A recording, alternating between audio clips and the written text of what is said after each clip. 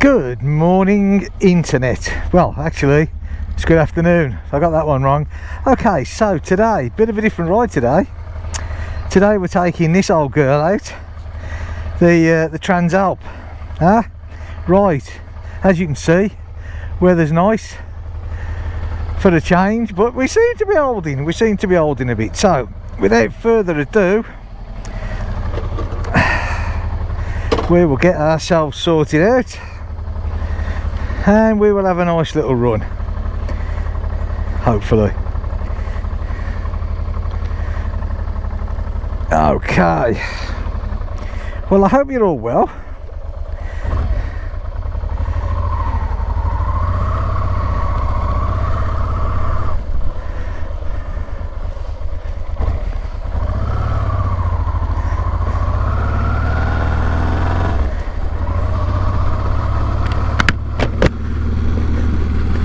Drop the visor down. Right then, so we're going to go a little ride down to a harbour town called O'Dearn, but we're going to stop off on the way just by the mouth of the estuary. Tell you a little story when we're down there. So this bike, transalp, 30 years old, just over 30 years old she is. And apart from the windscreen, it's 100% as it was when it came out of the factory. Even to the stage that the stickers on it, I don't know whether you can see this. Can you see that there?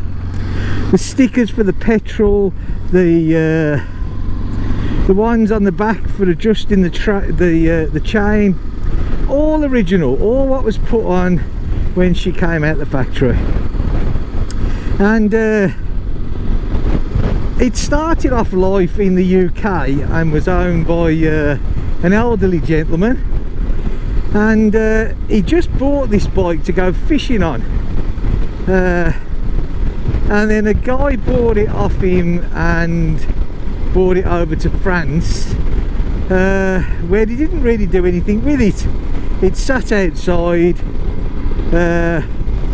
for a long time, and then I bought it. Now it was still on English plates when I bought it, so I had to re-register it, and it's now all on French plates, and I did it all up.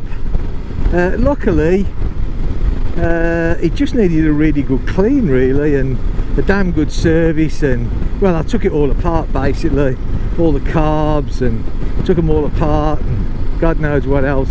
And this is it, you know. Like I said, I don't use it that much because, you know, I'd like to think, I mean, it's got 23, nearly 24,000 miles on it, so it's nice and low on the mileage. And I just wondered where he was going, that there man. Anyway, so yeah, nice and low on the mileage.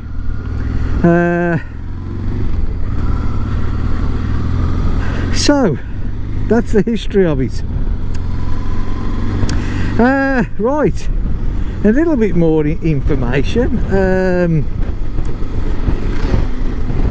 I don't know whether you watched the video with the tank on the Himalayan when it wouldn't, I had a bit of trouble getting it back on.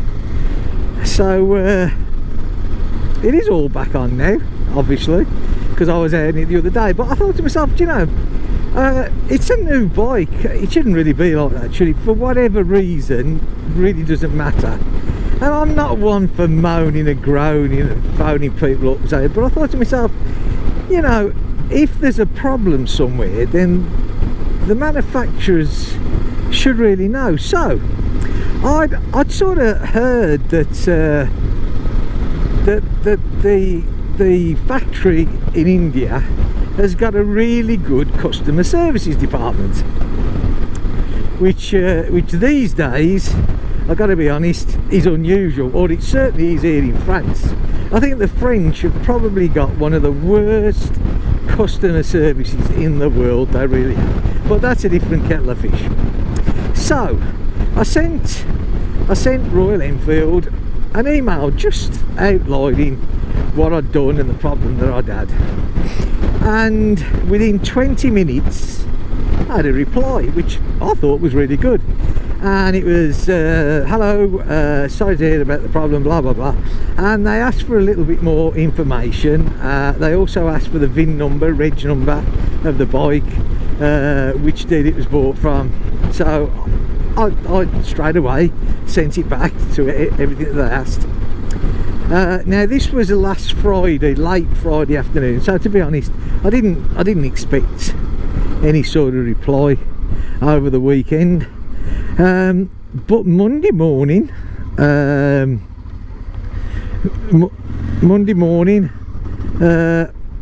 got an answer back, and it basically said that they'd passed it on to their technical department, and although there was nothing they could personally do, and I understand that one, if I wanted to take the bike back to the dealer would sort it out, check the rubbers out, which I thought was, you know, I mean, that's great. They had the time and the decency to sort of respond and reply, and you know, the bike has got to go in for its first service. But to be honest with you, I've got the tank now fitted how I want to fit it. It's, you know, it fits snugly, there's enough pressure to hold it nice and firmly, and to be honest I don't really want them messing around with it. No disrespect to any of them, but I just don't.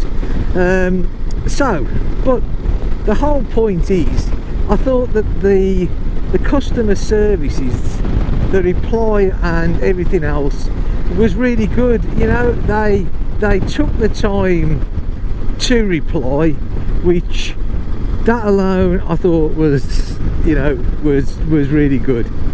So yeah, there you go. Well done, Royal Enfield. If you want to make your business work, you got to keep the customers happy, and yeah, I'm sure that they did. And talking about Royal Enfield, I mean, I know I'm out on the Honda today, but talking about Royal Enfield, I was lucky because, as I've said many times before, I have no intention of off-roading. That's my choice. I don't want to off-road, but of course lots of people do, but me, no. So what I want is more cruisability. Is that the word, cruisability? I'm sure it is. It'll do anyway. So I've been looking into changing the front cog from the standard factory 15 tooth up to the 16 tooth, which from what I can gather can drop the engine RPM in top gear down roughly around about 500 revs, you know, which is great. Engine's not working so hard, you know, and the fuel economy is supposed to go up at the same time, so that's really good. So I thought to myself, okay, but of course what you have to be careful of as well is, if you do change it, the chain. Now there's varying stories of this. Some say, you know, if you've done a bit of mileage on the Hemi, then the original chain will stretch it off and go over. Some say no, that doesn't happen. So I suppose the answer is buy a bigger chain. So the one that's on is a 110 pitch, and the one they recommend if you're going to put the bigger one on is 112, which makes sense. Now, do you know what? I was shocked when I picked the Himalayan up and I saw that it came with a split pin on the chain.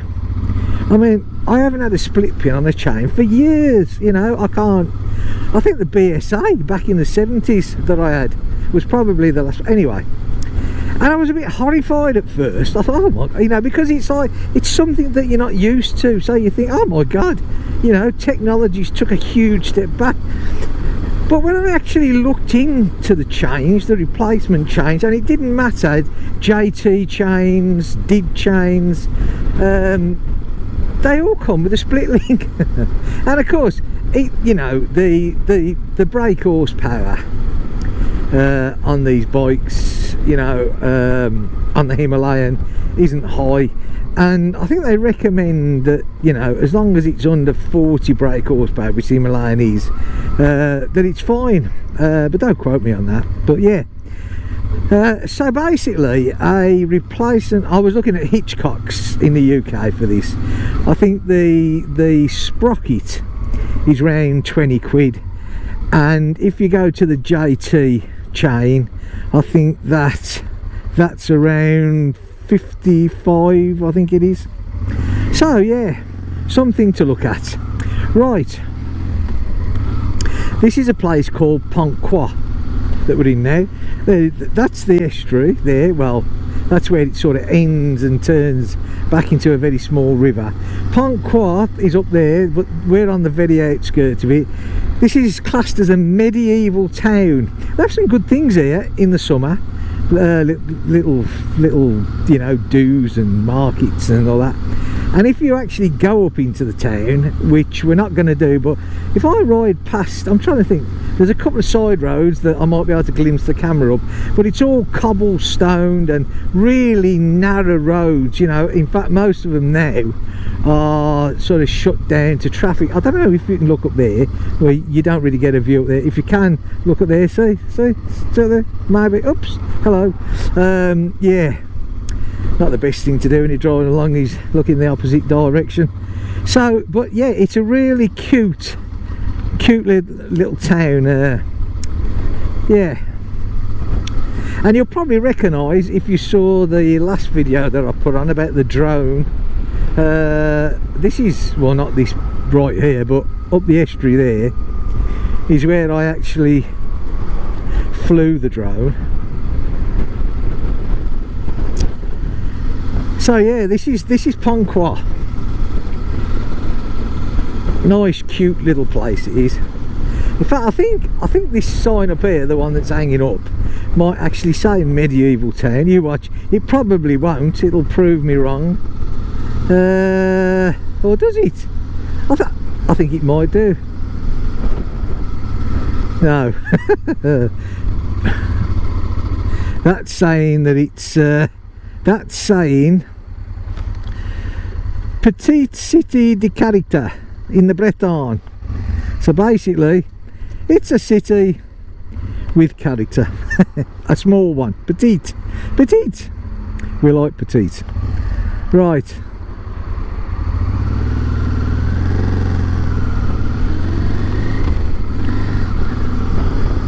but there is a sign somewhere that says about it being a medieval city. I think that's probably up by the actual church. Maybe on the way back. Oh no, sorry, it won't be on the way back. For another day maybe, yeah. Okay.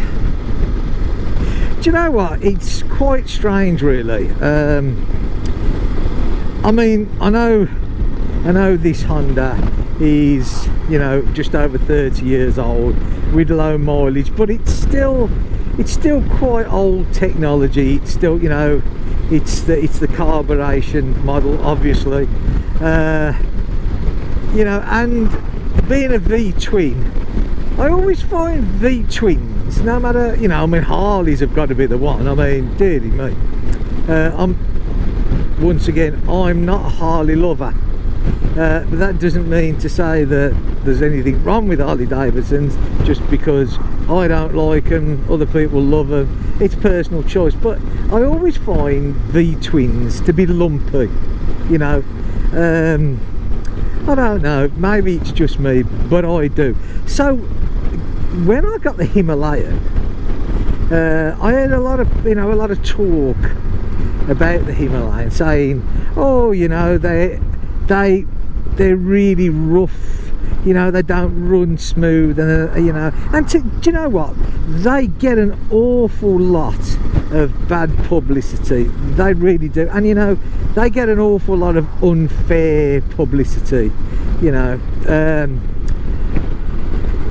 But when I ride the Himalayan, which, okay, it's a brand new bike, it doesn't matter which way you look at it, it's a brand new bike, but you know, the Himalayan is actually a smoother running machine than this, you know.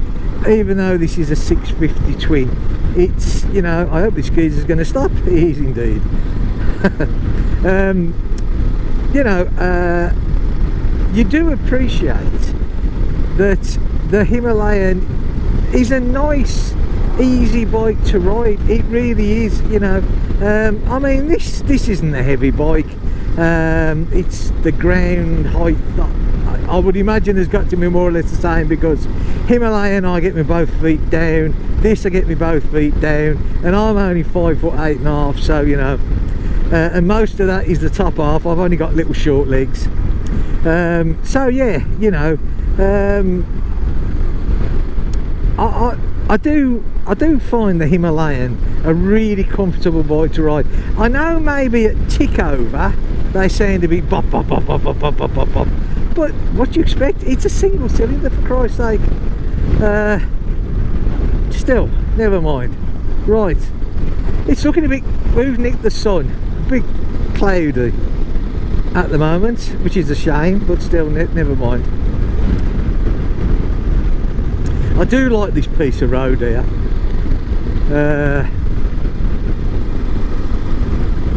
It's always a pleasure to ride this road.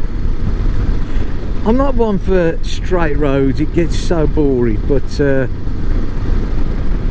you know, this is a bit twisty and a bit more, but there you go. Right, okay, so we're coming into Odeon. There you go, there's the sign, Odeon.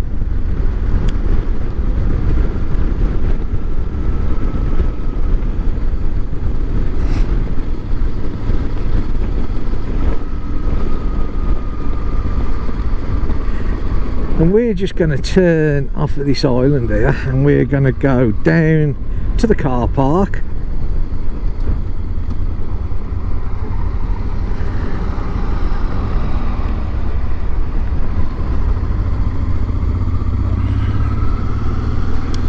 This building in front of me here, this used to be the old fire station, the Pompiers. See? Pompiers of Odeon, but it's all gone now. It closed down. Well, it didn't close down. Well, it did, I suppose. They moved, they got a new building. That was it all there. They got a new building just up the road. So that one's, for want of a better word, is no longer in use. Right, okay, so this, here we go. We're gonna park up here for a minute. And a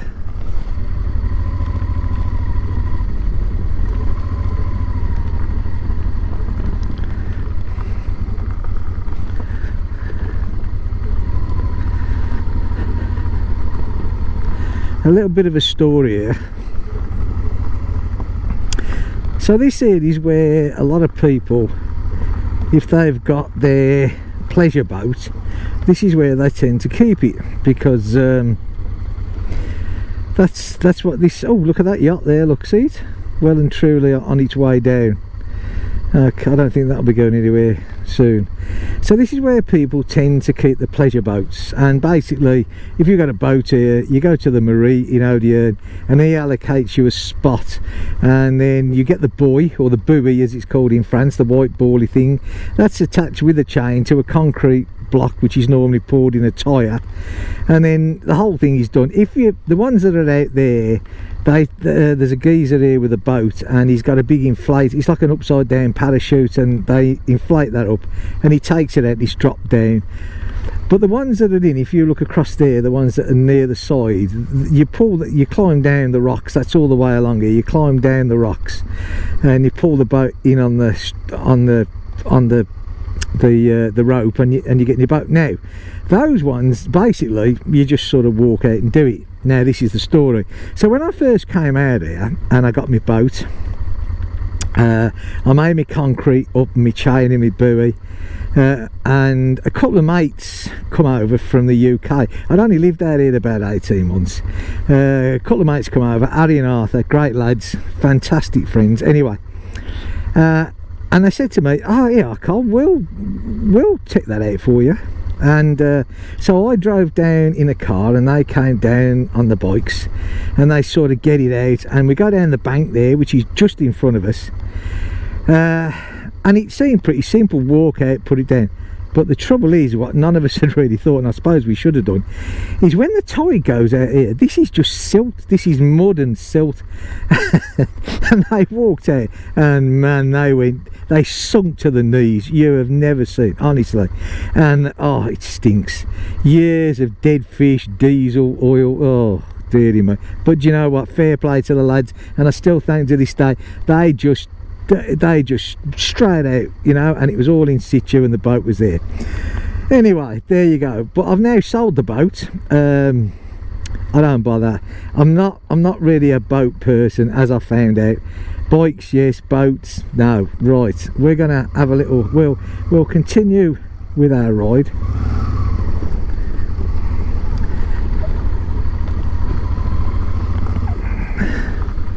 I think if you're going to do boats, you need plenty of years experience. I mean, I think I was just over 50 when I got a boat, and I'd never really been into boats before, and it's a whole new thing. I mean, I bought a boat, as I said, got it in there, had it all tied up, and I thought, right, okay, gonna go out, you know, a bit of fishing, because that's what I bought it for. And then this guy that I knew at the time, who got a boat, he said to me, you have got your license, haven't you? I said, license? What license? He said, oh, in France, he said, you need a license for a boat. I thought, oh, so of course there are places here, the Bateau École, which is the boat school. But of course you've got to, you know, it's a written exam as well, so you got to write French, read French, speak French. Don't do any of them, I'm afraid, unfortunately. So I had to go back to Plymouth to take the exam, because it's an international boat license. So, you know, even though I took it in the UK, it stands all over. So I got that and I thought, okay, great. Well, of course, then you've got your ship to shore radio, which you haven't got to have it, but they do like you to have it. And to be honest with you, common sense sort of tells you that you need one, as I found out. But anyway, so I had to go but of course, to get a ship to shore radio, you can go and buy one, but to operate it legally, you need a license. And guess what? Yeah, you're right, I had to go back to the UK to take that as well.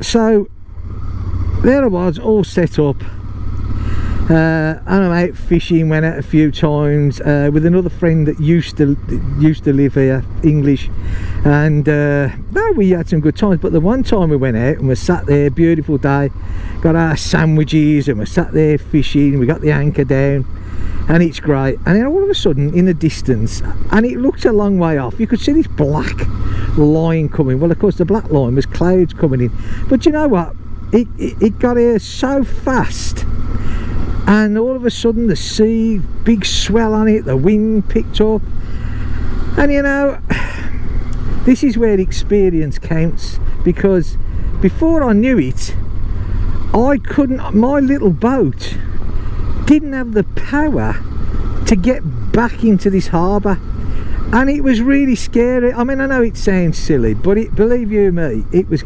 And that made me realise, you know, some things we think we can do, you know, but what we don't do, we don't think about the consequences, and we don't think about what you've got to do to achieve things. And I soon realised, if you'll excuse the pun, I was out of my depth. Out of my depth, get it? See? Deep? Okay. And you know, I just didn't feel right, I didn't feel safe, so I sold it. You know, I sold the boat, and I stick to do the things that I enjoy doing, that you feel comfortable at. So there you go. Okay, so now we're going, as you can see, we've sort of come through Odium. We sort of missed that because I'm too busy talking. Look at this. Look, every year they get all the gardeners out, and they do keep these places nice. But of course, let's face it, it's all down to tourism, isn't it? They want the tourists. Tourists bring money. They want it looking nice. Anyway, so yeah, so we're now heading. This is. The next stop, well not stop, well it will stop, is a place called Escabien, which is the next port up to where we are now. So we're sort of following the coast around. See, it looks a bit choppy really. I was down here the other day with the children, and it was like a mill pond, and but it's a bit choppy today. Look at that, look. See, even painting the old, you know, the benches and that, they put a lot of work, the French do, into, I'm not just saying it's the French, I suppose I notice it because I live here, but a lot of work goes into making these places look nice and tidy. Litter, do you know what, I've travelled a lot throughout Europe, and litter, you don't see litter. Look, I'm English, you know, and so I suppose I can say it a bit, but when I go back to England, there's litter everywhere, you know. People will just have something and just throw the litter down, and I mean, look at this, look, if you look wherever you ride here, you don't get litter, you know, it's clean. What a difference. And it's so simple, isn't it? You know, if you're going to have something, take your litter with you, put it in the bin, or take it home.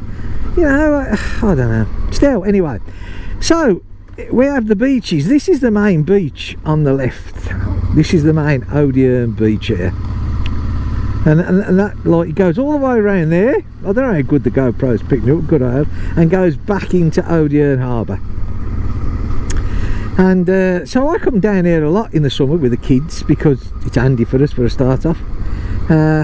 It's strange really, you know, when I was a lad and my parents used to take me to the seaside. Do they still call it that? Do they still call it the seaside? I don't know. Anyway, because I lived in Birmingham, which is the Midlands, and it's the Midlands because it's the middle of England, and so, you know, it literally was a day out, you know, because cars were a lot slower in them days, and we used to go to Weston-super-Mare, was where, if you lived in the Midlands, really, you went to Weston. And I mean, it's an okay sort of place, but we really used to love it, you know. I mean, it was a real excitement, you know. I remember, you know, you used about 20 minutes before you got there, you'd see the sea, and it was so good. But my kids, obviously, living here, they're brought up with it. It's just another thing to them. They, you know, oh yeah, we'll go down the beach. And it's quite strange, really, how many kids that live by us and that going to the beach is like, it's nothing unusual really. Whereas when my kids go on school trips and they go to somewhere like Paris, or, you know, they go back to the UK and they go to London, it's like, wow, this is brilliant. And I'm thinking, really? You know, I got nothing against Paris or London or any other major, but I don't do cities. I don't like cities. So there you go. Shame really. Talking to people that don't like cities, it's Wednesday today, and I do believe that Itchy Boots, if you follow Itchy Boots, and I certainly do, I think she's absolutely brilliant. I do believe that this afternoon it's due her first one of series, is it series 7? I think it's series 7, where we find out where she is. And you know what, I don't really care where she is, because just watching her is absolutely brilliant. I think she's such an inspiration. So yeah, if you watch Itchy Boots, she's hopefully back on tonight, which is really great. Right, so this is the port car park at Escobian, and they got a diving centre here, and that building in front, that's a sort of a youth clubby sort of thing, as you might tell with all the pictures. Fair play to them. And this is just sort of the car park, just where there's a couple of restaurants and that sort of stuff, and that's it really. Okay, so I'm sort of going to end this video here. I hope you've enjoyed it. It's only been a small ride out, but you know, it's got us out. Well, it's got me out anyway. I hope you've enjoyed coming along with it. I hope you're all well, and I will see you hopefully in the next one. And like I say, if you're an Itchy Boots fan, don't forget to tune in. I'll see you all soon. Take care.